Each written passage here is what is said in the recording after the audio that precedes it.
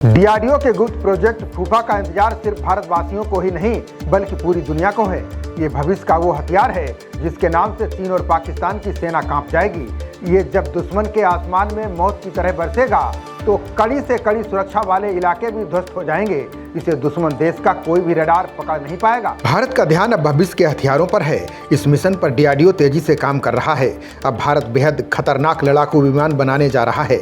इसे अदृश्य ताकत भी बताया जा रहा है। इसकी गति इतनी तेज होगी कि दुश्मन देश का कोई भी रडार इसे पकड़ नहीं पाएगा। ये चीन और पाकिस्तान में घुसकर उनके नापाक इरादों को नेस्त नाबूद कर देगा। इस प्रोजेक्ट का नाम फूफा यानी फ्यूचरिस्टिक अनमैन्ड फाइटर एयरक्राफ्ट है। दुश्मन देश के बंकर हों, हथियार डिपो हों या पावर प्लांट, कोई भी टारगेट भारत के फूफा के हमले से बच नहीं पाएगा।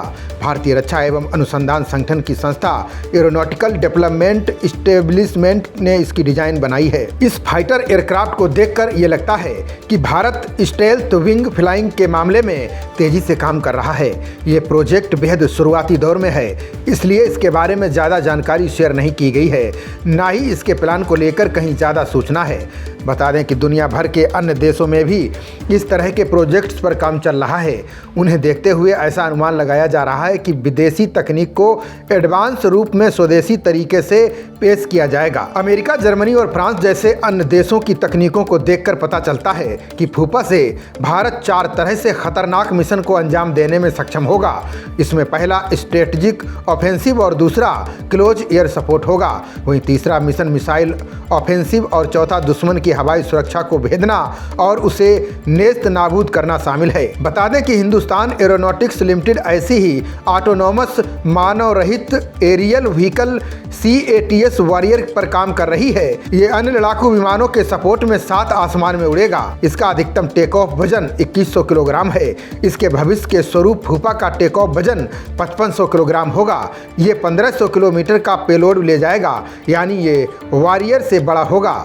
मीडिया रिपोर्ट्स के अनुसार इसमें गगनभेदी एडवांस मिसाइल से लेकर कई अन्य आधुनिक हथियार लगाए जा सकते हैं। बता दें कि डीआरडीओ कभी भी फूफा के बारे में बात नहीं करता। ये तेजस फाइटर जेट से छोटा विमान हो सकता है।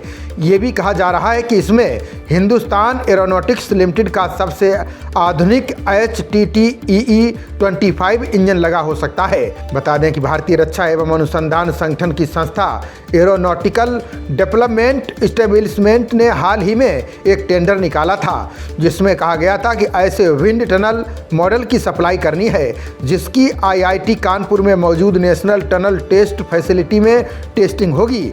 ये टनल इसलिए बनवाया जा रहा है ताकि इसके अंदर भारत के फूफा की टेस्टिंग हो सके। इससे पता चल जाता है कि भारत का मिशन फूफा कितना गुप्त है। इसके अलावा भारत हाइपरसोनिक ग्लाइडर हथियार बना रहा है, उसका परीक्षण भी कर चुका है। डीआरडीओ ने मानव रहित स्क्रैम जेट का हाइपरसोनिक स्पीड फाइटर का सफल परीक्षण भी कर लिया है। इसे HSTDP कहते हैं। बता दें कि हाइपरसोनिक स्पीड फ्लाइट के लिए मानव रहित स्क्रैम जेट प्रदर्शन विमान है। ये विमान 6126 से 12251 किलोमीटर प्रति घंटा की रफ्तार से उड़ सकता है, इसलिए इसे हाइपरसोनिक विमान कहते हैं। खबरों का सिलसिला जारी रहेगा, देखते रहिए जनप्रवाद। नमस्कार।